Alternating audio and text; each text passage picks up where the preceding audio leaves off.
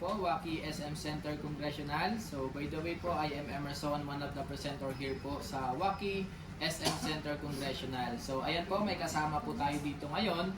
Ayan po si Ma'am Elisa at si Ma'am Liza. So actually po mga ma'am and sir, si Liza po yung pinakabata po na nagte-therapy po dito sa aming showroom. So at ngayon po, i-share niya po yung improvements po na naramdaman po niya, lalong-lalo na po nung gumamit po sila at nag-consistent ng therapeutic machine. So ayan, pakilala po kayo ma'am.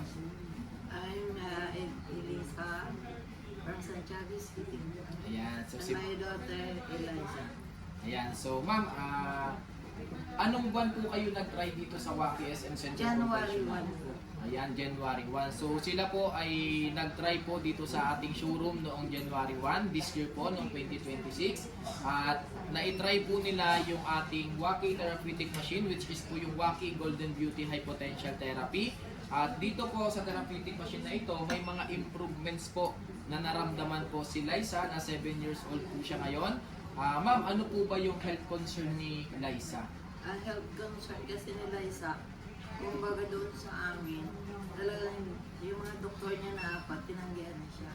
Talagang hindi, sinabihan na siya na masakit na sabihin bilang nanay, tinaningan yung buhay niya.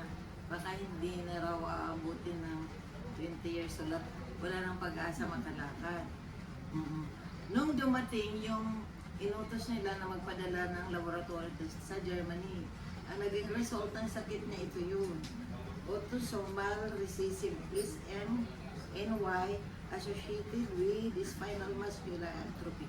Ayan. So, ibig sabihin, ma'am, yung health concern po ba na yan, ma'am, is napaka-rare na problem? Opo, sir. Ano po ba yung situations ni Liza before, ma'am? Nung ano pa siya, nung ipinanganak ko siya, normal naman. Mataba siya, kumakain, malakas ng dede. Nakapaglakad po siya ng 1 year and 7 months, nakakapaglakad pa siya. Ngayon, bigla na lang, noong 2020, nagulat na lang kami, pagising namin sa umaga, ni kumilos, ni gumapang, hindi na siya makagapang. So, ibig sabihin po, ma'am, during that time na nakakapaglakad siya in just 1 year and 7 months, after that, na-paralyze na po siya. Yes. So, ayun po Totally yung... wala. Ayun po, ma'am, yung pinaka-causes ng problem niya. So, ano po Yes, ba, ma'am, sir. yung pinaka-basically na explanations, ma'am, doon po sa problem niya, bakit hindi siya nakalakad? Bakit hindi na? Kasi sabi ng doktor, dahil ito na nga, yung pinaka-interpretation na nila, dahil ito ang lumabas na sakit niya, ano daw ba napaparalyze na daw yung ano niya. Kasi parang may virus na kinakain yung dugo niya at saka yung mga muscle niya. Kaya, pag umabot na unti-unti nag-start sa baba, pag umabot na sa taas, wala na talaga. Yun po yung magiging causes po ng... Kaya, yun tinaningan nila. Ayun. So, ibig sabihin, ma'am, nung time po na yon na binigyan kayo ng ganong results ng doktor, so ano ba yung napil mo, ma'am, nung time po na yon hanggang sa kung ano po yung naramdaman mo nung time na gumamit siya dito at may improvement siyang naramdaman? Nung first time namin, nung January 1, anong gumamit na agad siya, natuwa kami mag-asawa, gawa nung hindi siya nagugutom, hindi humingi ng pagkain. Biglang nanghingi ng pagkain. Sabi niya, Mama, I'm hungry. Ayan, so ibig sabihin, ma'am, nakaramdam si Liza ng gutom during that time at ayun din po yung time na kumain siya ng solid foods. Yes. So, ibig sabihin most of the time, ma'am, ang ano niya, More on liquid siya. liquid po siya. Opo, sir. So, ayan, ma'am. So, especially sa mga customer po, as you can see po si Liza, 7-year-old po. At meron po siyang rare problem po na nararanasan sa kanya pong kalusugan. So, during that time po na gumamit po siya ng therapeutic machines, ma'am, ano po ba ngayon yung pinakamagandang improvement na nakikita nyo po na improvements po para kay Liza?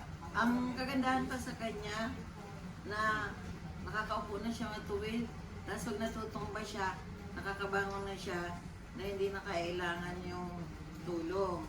Tapos ngayon habang pang-apat na buwan pa lang kami, yung paa niya, naiaangat niya na hindi niya na tinutulungan. Ayan, so ibig sabihin Yung ma'am pala, pinaka-final na nangyayari. yes po, ibig sabihin pala, ma'am, before, yung paa niya, yung lower body niya, as in wala talaga, hindi niya Yes. na i-move, hindi niya na iangat. Yes. So ayan, mga nanonood po, no, so tingnan nyo po ngayon yung improvements ni Liza. Liza, can you please taas mo yung paa mo? Ayan po. So nakikita nyo po, igalaw mo nga Ma'am Liza, yung iyong binte. So ayan po, meron na pong movement. Nagre-react na po yung nerves and muscles po ni Liza ngayon while using po ng Wacky Golden Beauty High Potential Therapy. And hopefully po, umaasa po ang buong Wacky SM Center Congressional, maging po yung family po ni Liza, na darating yung araw po na makakabalik po siya sa paglalakad. So ayan ma'am, thank you for sharing the testimonies po ni Liza, the same time yung improvement niya. Hopefully ma'am, ngayon po naiuwi niyo po yung therapeutic machine sa inyong tahanan, sa Isabela, mas i-consistent pa po yung paggamit. So once again po, I am Emerson at kasama ko po si Liza na 7-year-old po. Siya yung pinakabatang users po na gumagamit dito sa aming showroom na meron pong magandang improvements po sa kanyang kalusugan, the same time po sa kanyang health concern. So kasama ko rin po si Ma'am Elisa na mother po ni Liza from Isabela, Santiago City pa po yan.